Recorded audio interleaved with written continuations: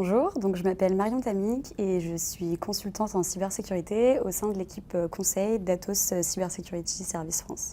Au quotidien, j'accompagne des clients sur des questions relatives à la sécurité des systèmes d'information, sur des enjeux assez variés qui portent sur la gouvernance, la gestion des risques, l'audit ou encore la conformité. Je travaille avec des acteurs privés mais aussi des acteurs régaliens. Ce sont des missions avec des enjeux différents puisque les acteurs régaliens sont soumis à des réglementations spécifiques en raison d'enjeux touchant à la souveraineté nationale. Je travaille parfois seule et parfois en équipe avec d'autres collaborateurs Atos qui ont des profils plus techniques que le mien. Au quotidien, j'ai vraiment des missions qui sont différentes à chaque fois. C'est toujours essayer d'apprendre de nouvelles choses puisque de toute façon la cybersécurité est par essence changeante et évolutive.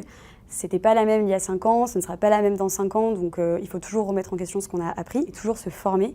Et l'avantage avec Atos, c'est qu'on a accès à un large panel de formations qui nous donne accès à des certifications qui nous permettent de justifier de certaines compétences auprès de clients.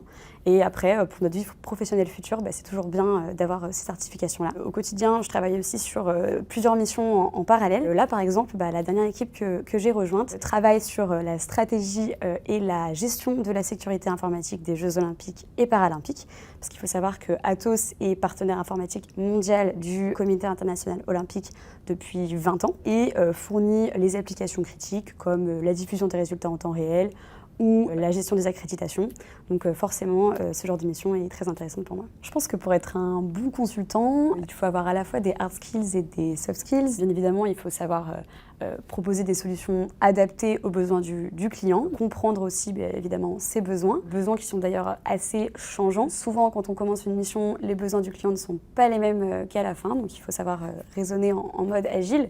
Donc ça nécessite bien évidemment aussi d'avoir un sens du contact humain, de faire aussi preuve de diplomatie. Globalement, il faut aussi être très polyvalent puisque on est amené à travailler sur des missions très diverses qui demandent des compétences assez variées.